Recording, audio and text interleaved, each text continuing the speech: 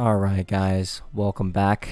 Worm here, and today I've got a pretty special game in the good old faithful American T30, the T9, what? What the hell did you just say? The Tier 9 tank destroyer.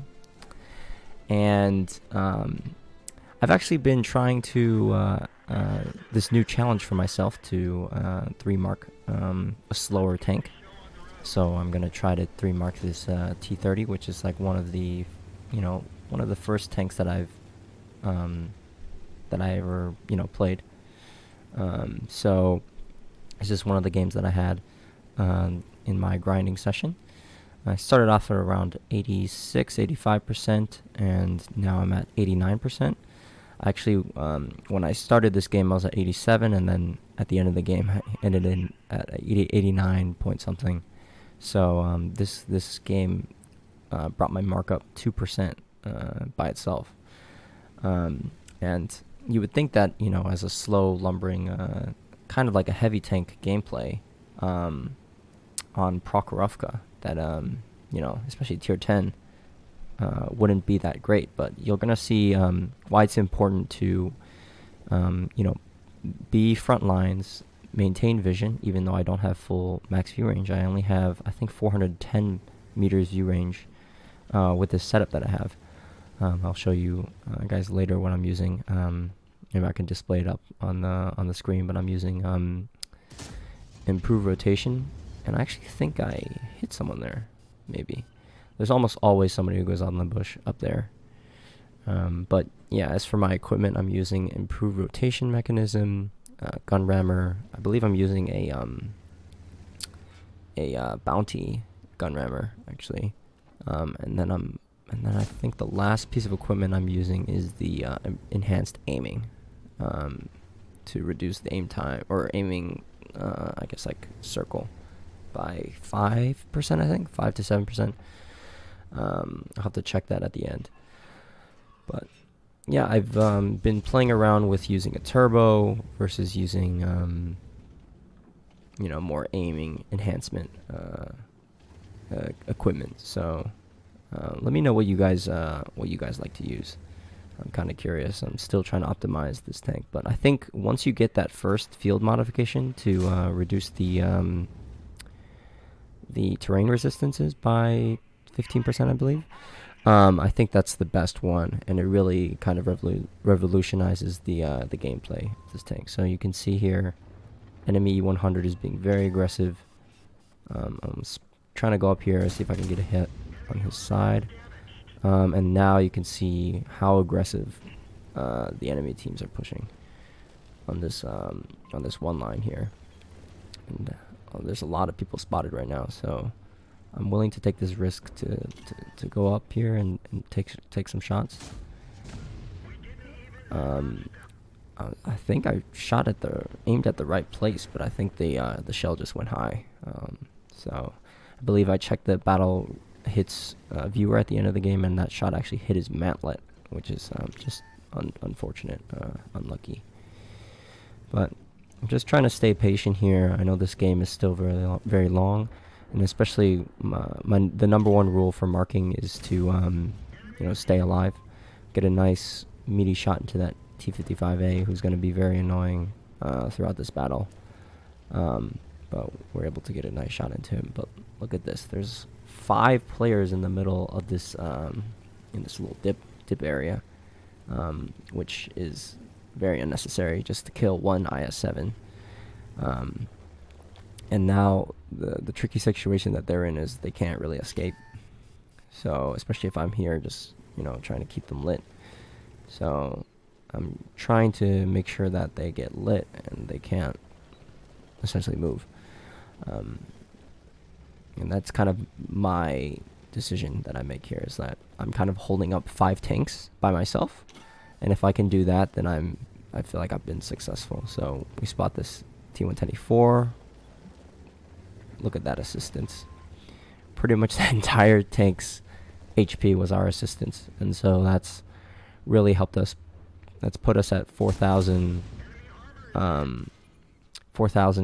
combined 5,000 combined now. With that poke, I think that was actually worth it. We did 755 while only taking 300. But this T55A is going to be very annoying. Tried to spot that E100 as he's leaving, but unfortunately no one's in position. This ML is pushed up very far, so no one can really take this position on the corner up there. But we're actually, it's not that great, but we're actually winning on HP, which is actually very good. I was very afraid that we didn't send enough people up the hill, but it looks like the enemies didn't send anyone either. So, bounce the K91, but unfortunately take a heat shot in the side from this T55A. It's unfortunate that how the ridges work. He's able to kind of poke that ridge without receiving any damage from our guys on the one line, I guess. So I'm just trying to stay here, be a pest, make sure I try not to lose too much HP, while still trying to, be useful. Unfortunately, that was someone else's spotting, but we're still relatively front lines here. We are on the front line, and I'm surprised artillery hasn't really done much against us. So I'm just trying to see if there's anyone on that hill up there, and that E100 found out the hard way why you don't poke that ridge too far to try to get shots. It's a good idea on his part to try to get a different angle. Now I spot this leopard, and look at that, another 1,000 assistance right there. I put him down at one-shotable as well. Surprised he's still alive though. Would like to see him get eliminated. Nice, there we go. So IS-7's able to take out the MO, ease our allies a little bit. And here I probably should have shot the waffle, but instead I whiffed my shot. And T55A was able to shoot me without getting spotted. A bit unlucky on my part. And here I'm debating on whether to cross over or not. And I think it was actually probably my first misplay in this match. It's just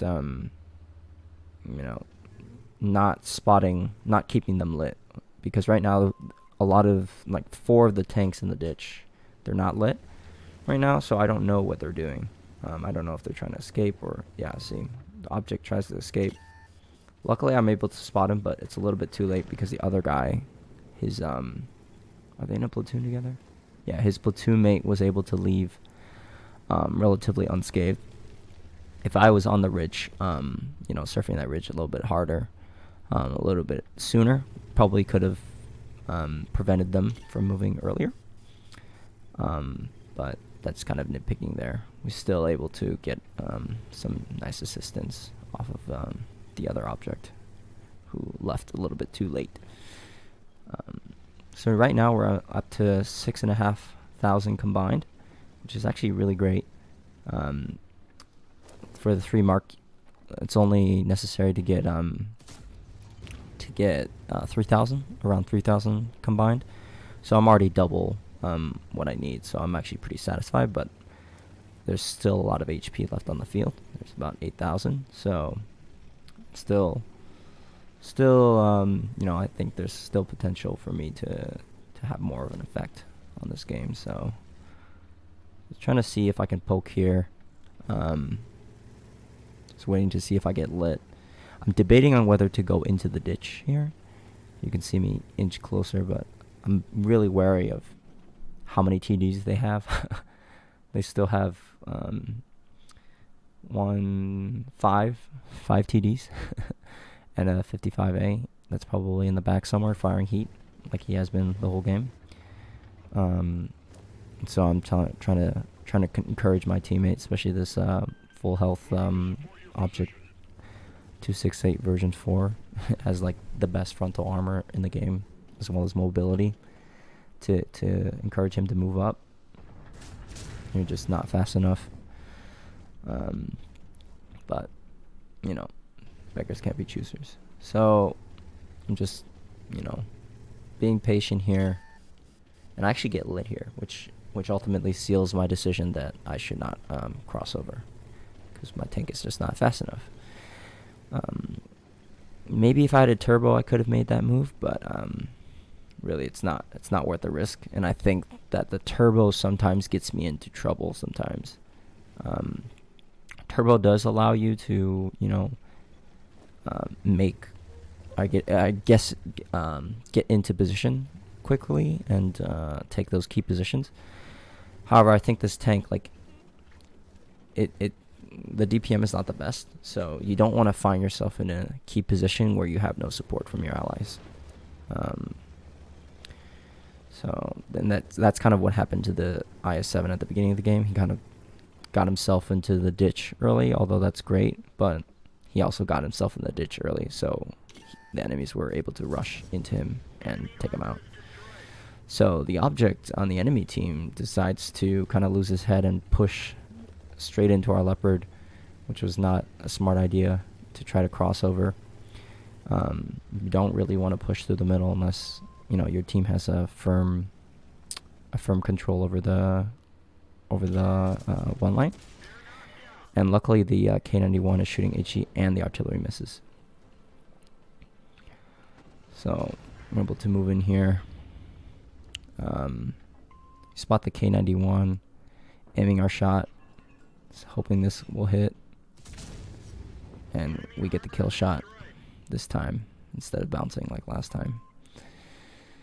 And yeah, we're just waiting. I'm just thinking maybe they're gonna spot the WZ or the waffle in the middle, but they actually don't. And I actually was thinking here to drive to go for the M6Y,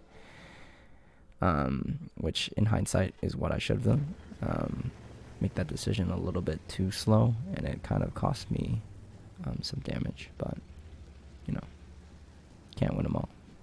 Right, look at this. Waffle's right around the corner. So I actually decide to reload each round, but the artillery one-shots him. If only that waffle was smart and moved, maybe I could have gotten 10k combined.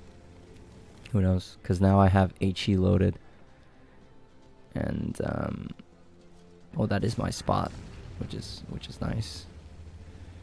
And unfortunately, my shot actually bounces off the M6Y at the end, but I'll take the assistance.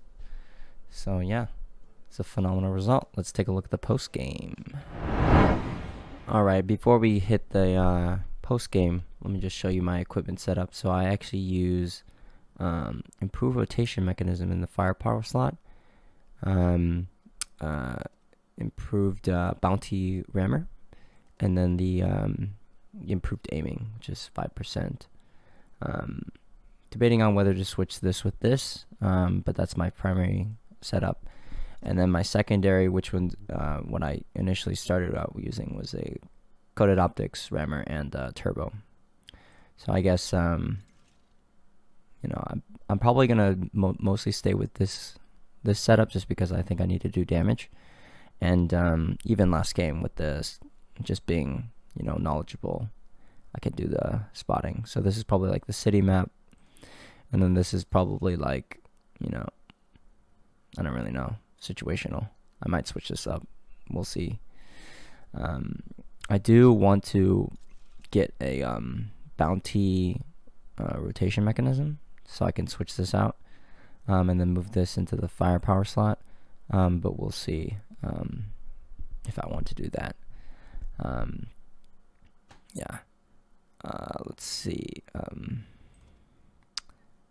Field mods. So the only one I have right now is the reinforced suspension, which I think is the best one to get. Like, if you really want to improve the way this game or this tank is played, it really improves the mobility, that negative or plus 15% to maintaining speed across terrain. The next one, definitely get the reduction to the aiming circle. just allows you to snapshot better and hit more of your shots. Although you'll have to spend a little bit more time aiming. That's important. And then increase your view range. Yeah, I would say if you do like running coated optics, I could see you running this, but I think it's not good to rely on kind of concealment after firing. You should be using bush mechanics if you can. And then this one, 5% concealment, reverse speed. This one's really tough because that reverse speed really helps in those city situations, especially like if you're like the concealment doesn't matter. But like that 5% concealment is so important because like look at this, 5% of our 12% makes our tank like half as like 50% less stealthy or 50% more stealthy. So this one's a toss-up. I could see arguments for both. I think if you do the concealment, you would have a bigger case to use a turbo, I would say, but you could definitely play around with this. So, all right, let's go back to the post game. All right, guys, we're in the post game, and this was an ace tanker. I believe this was my first ace tanker in this tank. As you can see by the title, we did 9,000 combined. We had 4,600 damage and then 4,700 assistance damage, which is a phenomenal result. We are top on experience. Almost had double. Wait, no. Yeah. I was going to say almost had double this guy's experience. But yeah, we had like 300 experience more than the next player almost. 3 kills as well. Yeah, unfortunately, this object 268 didn't do any damage that game. That's a bit rough. Well, let's be nice. Yeah. Let's be nice. We don't have to go there. I mean, you're not wrong, but you didn't have to say it. I mean, good Lord. As well as the E100. Yeah, when the enemy tier 10s don't do well, your team's not looking too good. 16 shots fired, 9 hits, so not the most accurate. But when you do hit, you have good penetration, so that's pretty great. We did fire some gold at the end, but still netted 40,000 in credits with the premium account. We would have made 10,000 without. So yeah, pretty long battle, 12 minutes. So hope you guys enjoyed this, and you know, there's probably going to be a lot more T30 gameplay just because I'm going to be trying to 3-mark this tank. So yeah, I've been trying to record some of my sessions. So I have a session of mine that is, I think it's 3 games when I went from like 86 to 87% or 85 to 86 or something like that. I might post that as well. So let me know if you guys want to see that journey, kind of like my AMX 12-ton 3-mark session. So hope you guys enjoyed. Please like, comment, share, and subscribe. It really helps me out, guys. I appreciate all the support from you guys, and yeah, talk to you guys later. Over and out.